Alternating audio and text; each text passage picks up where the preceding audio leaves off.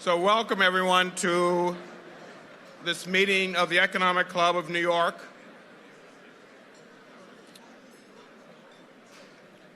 This is our 434th gathering.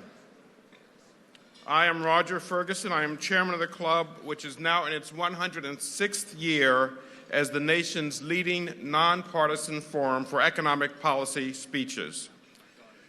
Throughout the long history of the Economic Club of New York, we've had more than 1,000 guest speakers appear before us, establishing a strong tradition of excellence, which we continue today.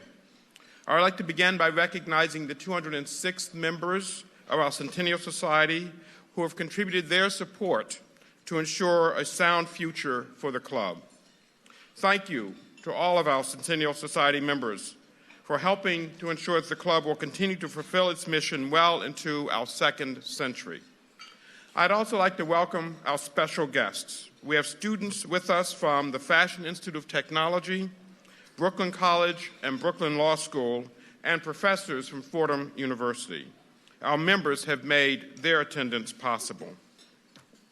We are pleased to welcome our speaker, New York's 108th Mayor, Michael Bloomberg, whose 12 years in office will come to a close in less than 2 weeks.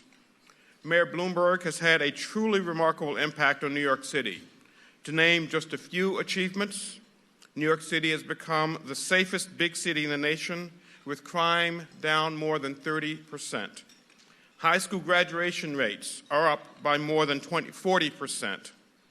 Life expectancy is now 2.2 years longer than the national average.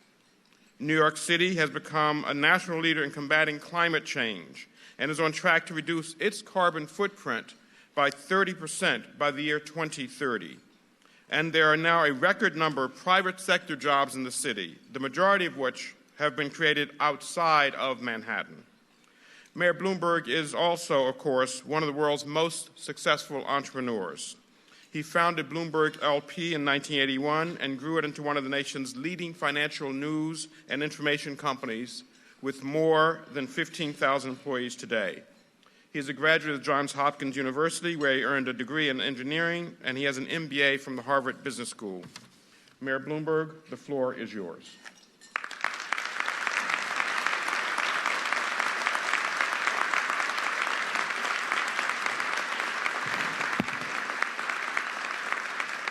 Roger, thank you, and good afternoon, everyone. That was a very kind introduction, but let me start by thanking all of you for everything that you have done for the city over the past 12 years. Many of you are involved in the nonprofit world. Many of you have supported the public-private partnerships that we formed over the last 12 years, which have raised over $2.8 billion privately to support our schools, our parks, our environment, and everything else that we value in our neighborhoods. And if it hadn't been for your generosity, we could not help those who are really in need. New York, I'm happy to say, is a city that is full of people with big hearts and people who are willing to give their time and their talents and their money to keep our city strong. And as mayor, I've gotten to see just how true that is, and I can't tell you how inspiring it has been and how grateful I am to have had the opportunity to serve the people of New York City. I will look back on this for the rest of my life and been able to do something, hopefully, for my kids and for my about to have a grandchild. That's what this is all about. It's helping others and leaving better life for those that come after us. Now, there really is no city that is quite like New York. There are plenty of other great cities in the world, but the diversity that New York embodies is truly exceptional.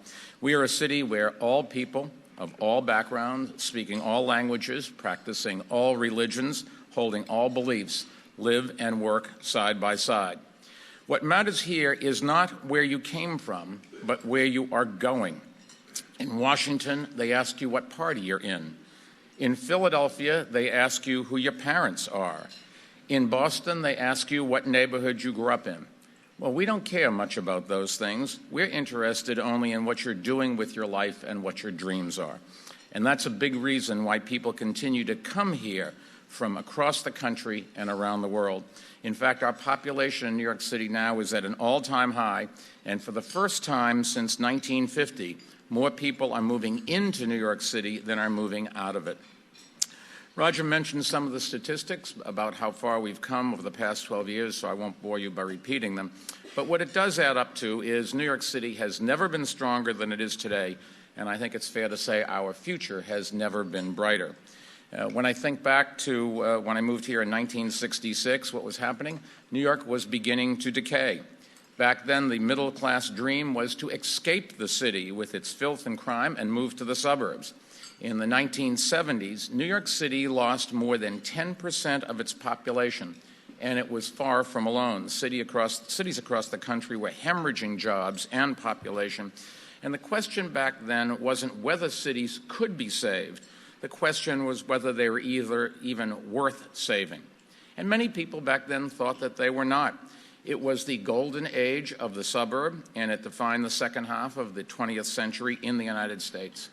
But I think it's safe to say that it's clear that the golden age of the suburb is over, and it is being replaced by a new urban renaissance that is redefining the future.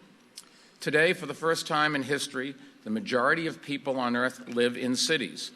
By the mid-century, 3/4 of the world's population are expected to be city dwellers. Here in the United States, metropolitan regions now account for 84% of our population and 91% of our GNP. Cities are, once again, ascendant. They are the engines of innovation that are driving progress in the 21st century. States were once known as the laboratories of democracy, where new policy experiments shape the future of the nation. Today, cities have eclipsed the states as policy pioneers on every major issue, reforming public education, battling climate change, spurring economic development, improving public health, fighting poverty, reducing crime, protecting consumers, expanding mass transit, and promoting arts and culture. Over the past 12 years, I've had the opportunity to meet with hundreds of mayors and to work with them on these and other issues. Most of us are not interested in partisan politics. We don't care whether an idea is liberal or conservative. We want to know, can it work?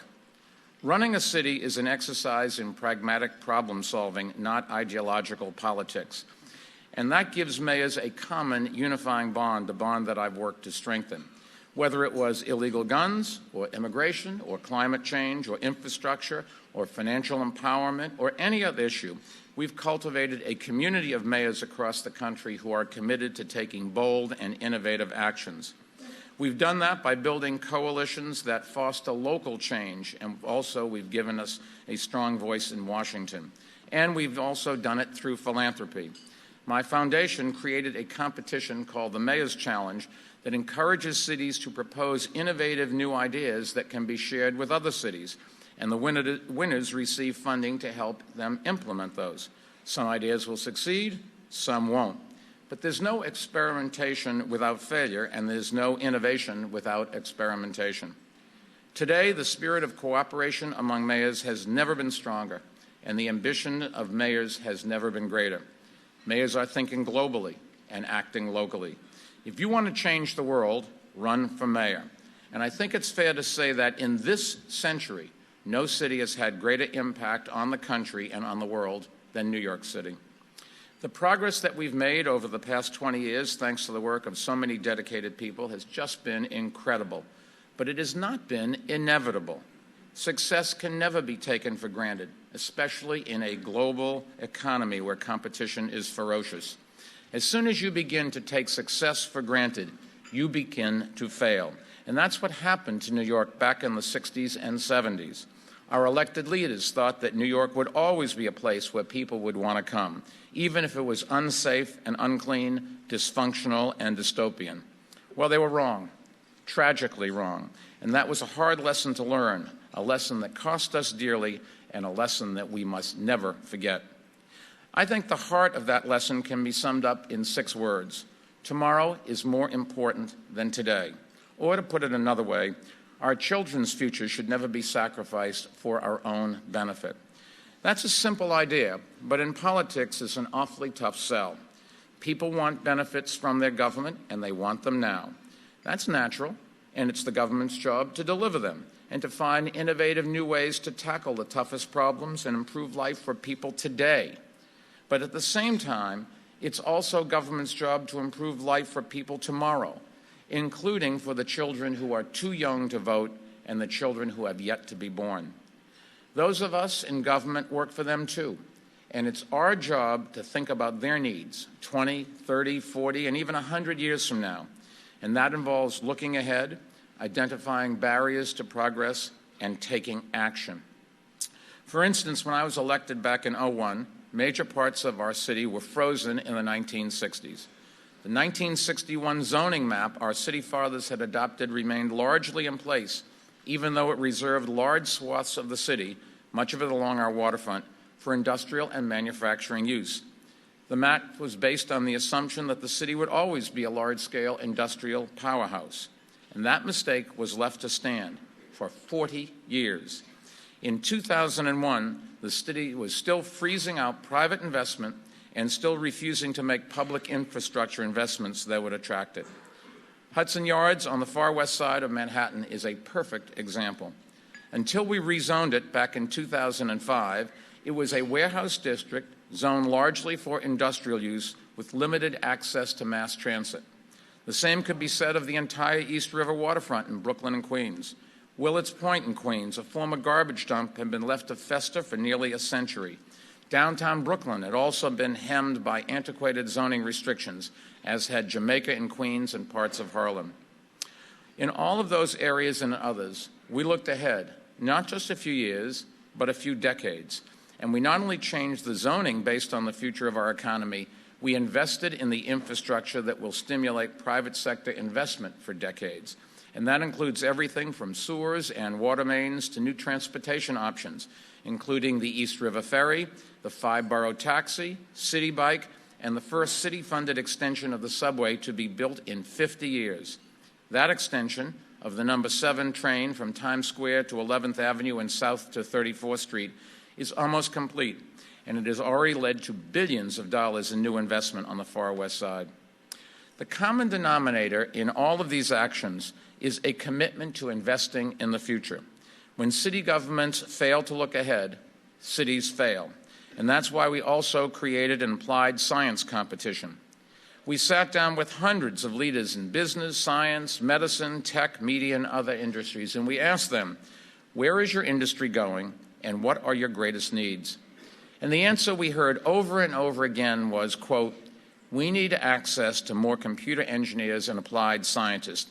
The city just does not have enough of them, unquote. It was true, and we knew that if nothing was done, the problem would get worse. So we launched a massive applied science competition, which has resulted in new investments by world-class universities, and is going to double the number of engineering students and faculty in our city in the years to come. As an old engineering major who somehow lost his way and got into business and then, God help us, politics, I couldn't be happier about it. But the guy that deserves the lion's share of the credit is here with us today, Deputy Mayor Bob Steele, and I think he deserves a great round of applause.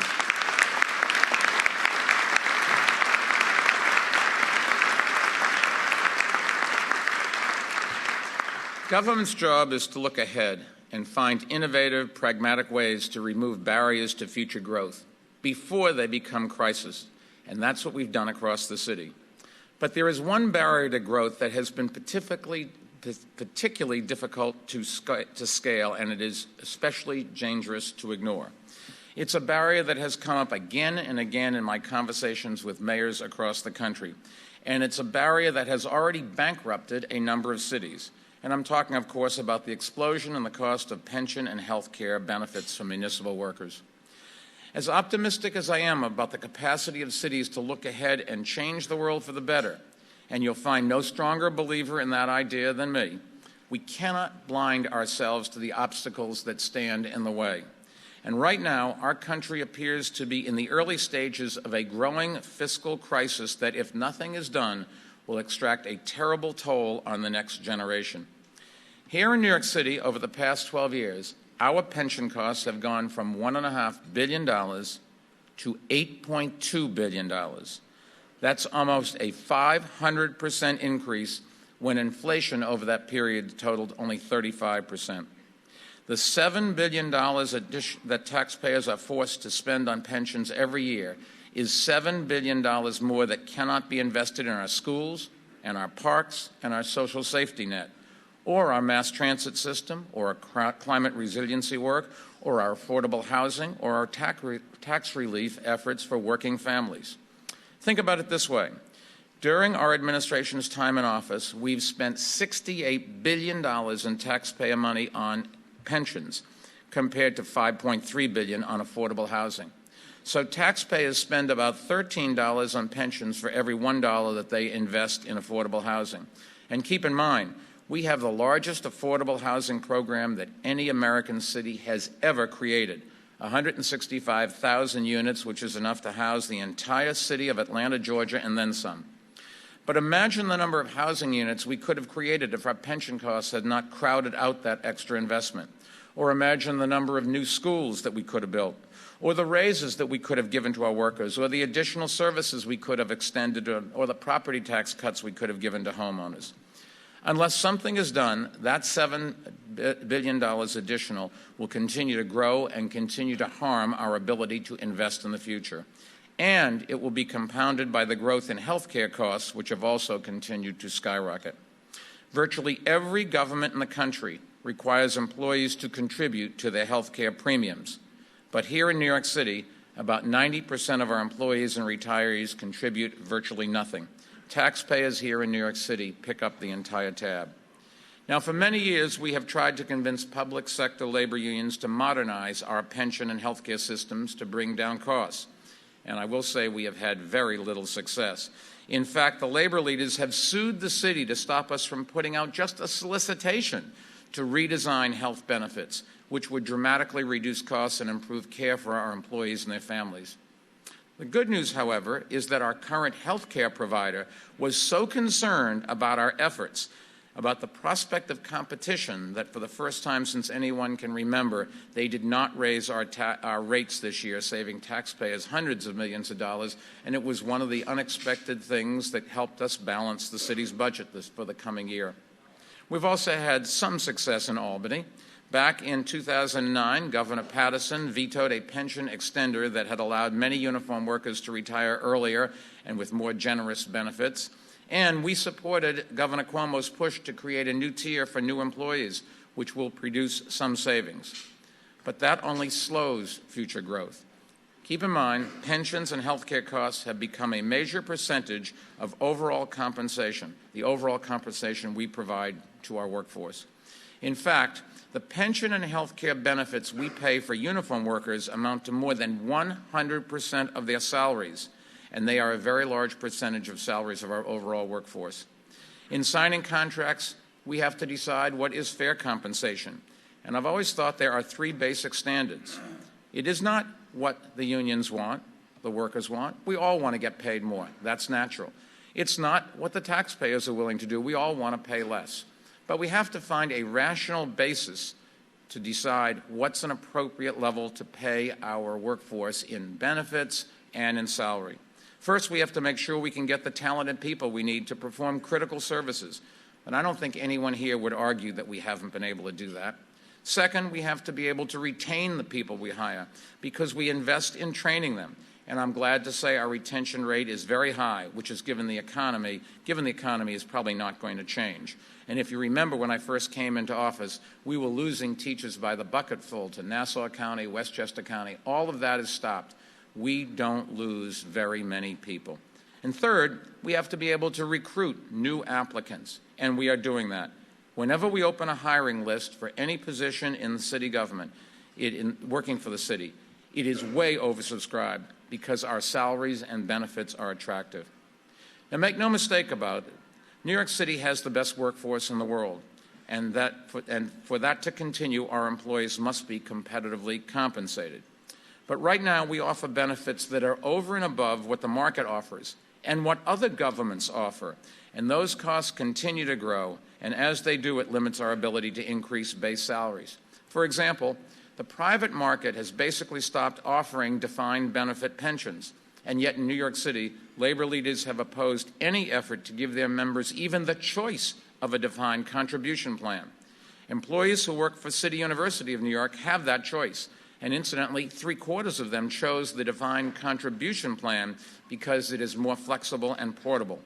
Why shouldn't New York City employees have the same choice? It's the kind of questions that more and more mayors and governors in both political parties are asking across the country, which is the first real sign of a crack in the labor electoral complex that has traditionally stymied reform. And they are asking that out of sheer necessity. Since 2010, 38 local governments have filed for bankruptcy, largely because of out-of-control pension costs, and more are now flirting with it.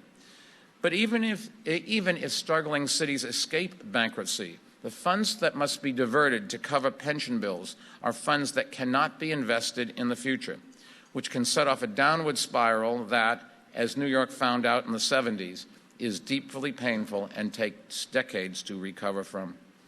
As a country, we must confront this crisis before it happens. It is one of the biggest threats facing cities because it is forcing government into a fiscal straitjacket that severely limits its ability to provide an effective social safety net and to invest in the next generation. The costs of today's benefits cannot be sustained for another generation, not without inflicting real harm on our citizens, on our children and our grandchildren. And now labor leaders are understandably determined to protect their members. That's their job, and we understand that. They've done it exceptionally well. But it's also the job of those in government and the public at large to protect our children, to protect our social safety net, and to protect future generations. And that's a fundamental principle of progressive politics, and we cannot afford to adhere to that principle on every issue except labor contracts. And I think it's no secret that elected officials have a tendency to make decisions based on short-term political rewards rather than long-term economic gains. And let's face it, the future that most elected officials worry about most is their own. Winning election or re-election is the goal around which everything else revolves. But we cannot afford for our elected officials to put their own futures ahead of the next generations and to continue perpetuating a labor electoral complex that is undermining our collective future. We need them to look ahead and to address the needs of tomorrow instead of being prisoners to the labor contracts of yesterday. Simply put, our pension and health care system must be modernized to be sustained. And so in the years ahead, I will stand with mayors and others who stand up for the next generation by tackling this issue. Now, 3 years ago, in my State of the City speech, I said, quote, "I will make this commitment. I will not sign a contract with salary increases unless they are accompanied by reforms and benefit packages that produce the savings we need to continue making investments in our future and protecting vital services," unquote.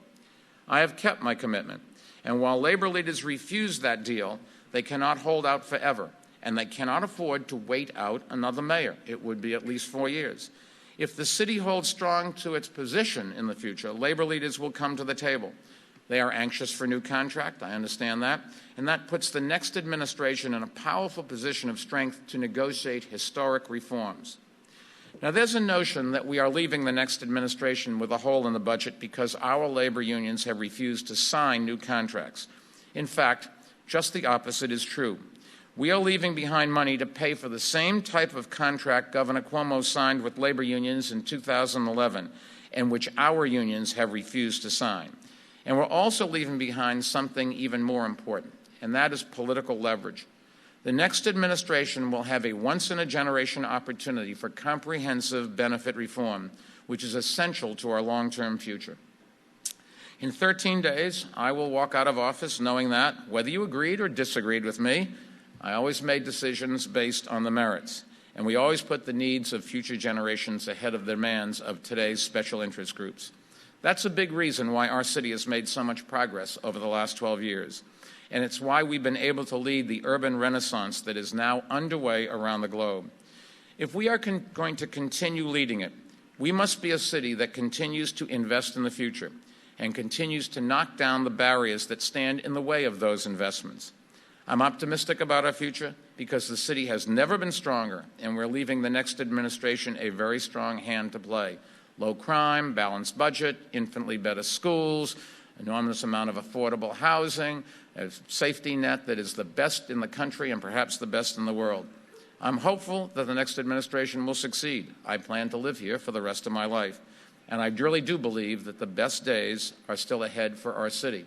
But that requires all of us, government and people outside of government, to understand the basic truths. There are no free lunches. We cannot continue to pay more than we need to. We have to make the big investments in infrastructure and in our labor force that will give us a future. Thank you very much, and God bless. Happy holidays.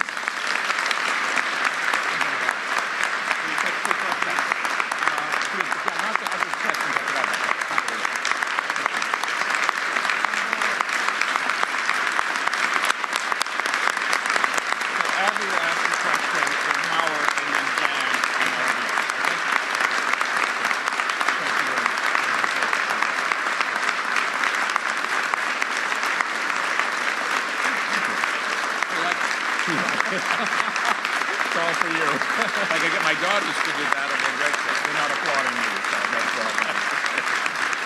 I do want to talk to you a bit about pension reform.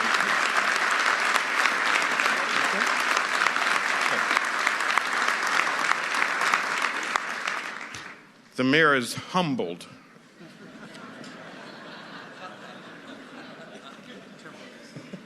Mr. Mayor, thank you very, very much. So, sir, now, as is our tradition, two of our club members will conduct a question and answer session. They're going to be our Vice Chair, Abby Cohen of Goldman Sachs, and Howard Milstein, a former trustee of the club and chairman of New York Private Bank and Trust.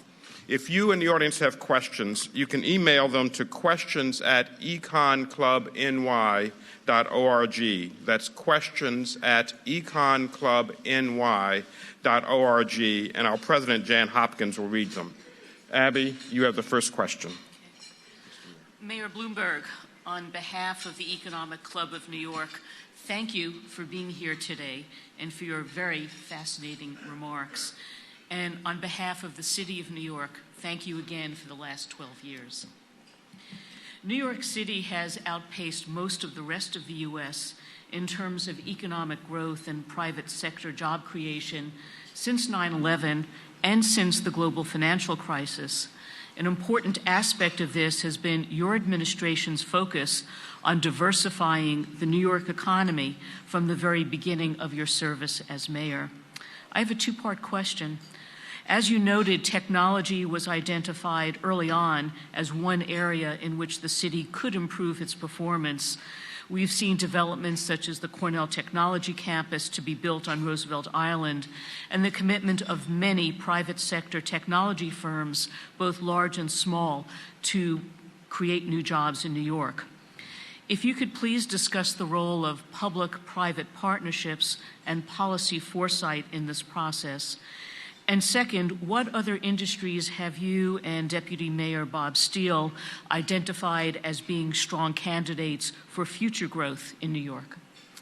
Well, I think number one, in the areas where we're doing very well, there are an awful lot of people around the world trying to eat our lunch.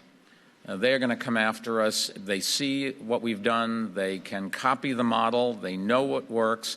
And there are lots of new young mayors all across the country that understand you have to lower taxes, you have to make sure the public's money is well spent, you have to make sure you reward those that work the hardest and attract the best and the brightest, and all of those things. And the same thing is true overseas. You only have to go to London and see that's where all the chefs of the world all of a sudden want to work there. London is on ascendancy, and they're going to provide real competition to us, but so will smaller cities all across America.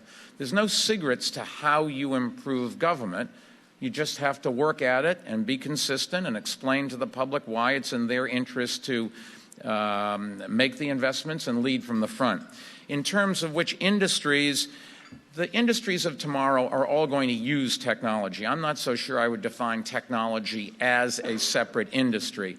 Terry Lundgren, who runs Macy's, a good friend of mine, has a building in California where they have 500 engineers working on technology for a store. That's what Macy's is, a bunch of stores, and yet they are using technology. And you can go right down the list. I don't know of any industry that isn't suffering some kind of a disruptive technology or isn't threatened by it. And you've got to constantly reinvent yourself. And whatever we need tomorrow is not what we need today. So the basics are making the infrastructure investments that take long periods, like a water tunnel that can take generations, or a subway that can take 5 or 10 years, or improving our school systems. And I don't know what our kids are going to need down the road, but I do know that they're going to have to think, and whatever problems they are faced with are not the problems that we think about today. So it's useful to teach them some facts, but the real problem we have in education is teaching kids to think. And I've always thought that in the agrarian society and the industrial society, we taught processes. You dig a hole, you put a seed in it, you put dirt on top, you add some water, up comes the corn, or you put a piece of metal on the lathe, you turn the crank in the direction of the arrow. The intellectual or knowledge society that we're going in now doesn't create jobs the same way that the agrarian and the industrial society did. Quite the contrary.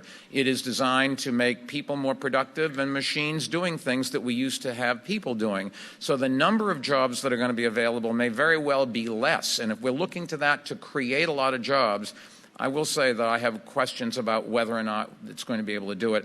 And I'm also not so sure that our school systems can rise to the task of teaching people how to think. And one of the most worrisome things for this country is this movement across the country to try to stop this Common Core standards that the federal government's been trying to get states to implement. Even in New York, upstate, there are a lot of people that are pressuring the state legislature to roll back Common Core.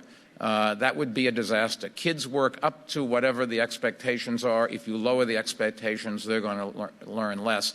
And for us, we're in a competitive battle. There's an article in the Times, I think of their main editorial today, which shows you just how far down the list the United States is compared to the rest of the world. That does not bode well for in a world where you're going to require more skills and there are going to be fewer jobs. Mr. Mayor, welcome and thank you for coming here today and for your wonderful remarks. This is a historic occasion at the Economic Club when we have the opportunity to celebrate your dedication and success over the last 12 years and to gain the benefit of some of your wisdom. New York City has long been the leading financial center in the world. It has also been the leading cultural center in the United States. During your tenure in office, New York City has surpassed all other American cities as the service and creative capital of our nation. While our position of prominence seems secure, our rivals, as you indicated earlier today, are London, Frankfurt, Hong Kong, and the Emirates in these various areas. Focusing on the area of finance, what do you think the city's leadership should do in the years ahead to strengthen our position against these and other emerging competitors? Well, you have to make it an attractive place for the best and the brightest to come. Industries that need intellectual capital have to go where the intellectual capital is. And so by improving the parks, bringing down crime, cleaning the streets, enhancing the culturals, you are really making it a much more attractive city for businesses because they need the people that we have. And you only have to look to Silicon Valley to see companies moving up to San Francisco or to Austin or to Seattle or to New York because they don't have a lot of the intellectual capital there. Yes, everybody's very smart, but if you're going to build products for the whole world, you have to have a very diverse group of population to live with and to try things out and to understand. You have to have all kinds of people. You have to have lots of excitement. And it's the cities that are going to be the big winners there. And we've got to make sure that New York is one of those. I don't think there's any question, but my company never would have been remotely as successful if we didn't start in New York City, because this is where the people that we want are. And if you go out and try to buy jobs, I don't know any place where that's really worked as a good strategy. And the conundrum is, what do you do if you have a very rural area that's hard to get the intellectual capital to go to, or you have a city that is so far down the curve that you can't get people to move there, and yet you're going to have to do it. Now, there is hope, for example, for a city like Detroit.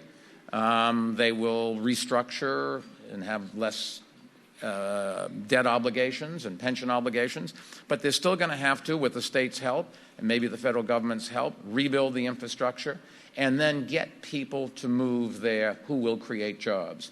And if you go and say, what's the most damaging policy that America as a federal government has, it is our immigration policies. Because I've always thought the one way is to get people to go to Detroit is to swap citizenship for being willing to go to Detroit, start a business, fix up a house, make the schools better. It's something that we have, the world wants, and it's worth going to depressed areas where you're going to have to be a pioneer. And that's what you would be if you went to Detroit. And some people are starting to do it. There are glimmers of hope in downtown Detroit, but it's a very long process to get people to do it. And in the end, it comes back to you've got to make it a good city. If it's English-speaking and family-friendly, that certainly helps in finance. That's why London will be the financial capital of Europe, I've always thought, and my company's making a very major investment in 2 buildings there. It's why New York, I think, will be the investment capital of this part of the world. It is why it's so difficult to find a single Asian capital, because the cultures are so different and the languages are all so different, and there's no one logical place that is English-speaking and has the size. Yes, Singapore, Hong Kong a little bit, but you need something bigger than that, and there's nothing comparable where most families would be willing to move. Jane, is there a question from the audience? This is an audience question. What would you suggest America try in order to address the middle and lower working class that's slipping rapidly, far behind in real wages and education and job prospects? Well, I think there's no question that when I grew up, every family in my neighborhood had one breadwinner, with the exception of one family. It was only one family out of the 50-odd families in the neighborhood that both the husband and wife worked. So what's today, to have a middle-class living, it's basically 2 breadwinners. So something really has changed. Now, to some extent, we've changed the definition of middle class.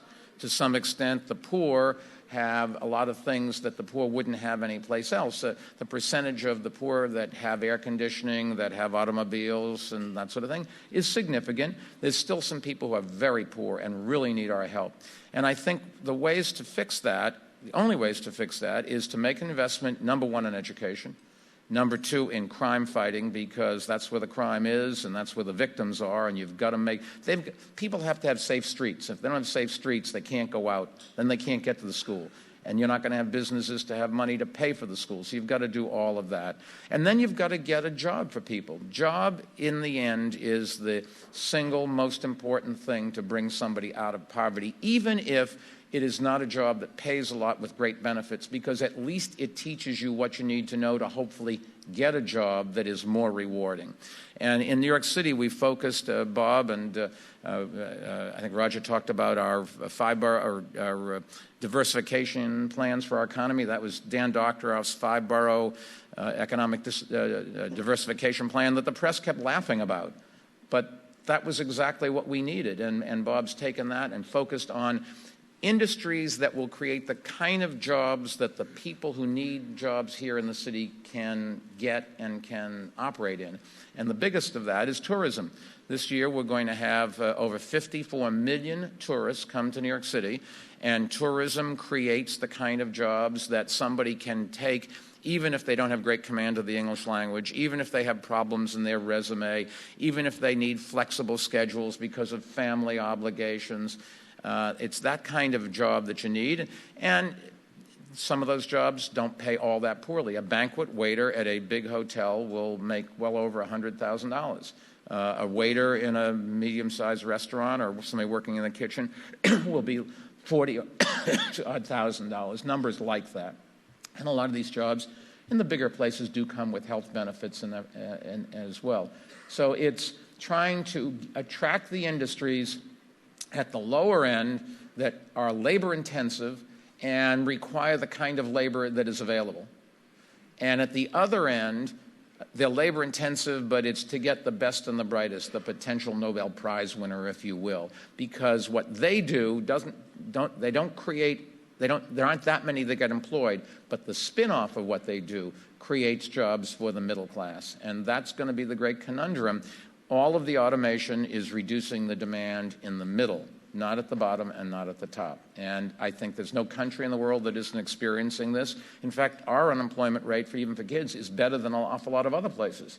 but it's still much too high here, and we have to do something about it. And I'm not so sure stimulus is the right answer. That may enhance asset values, but it's not going to create the kind of jobs that we need for the middle class.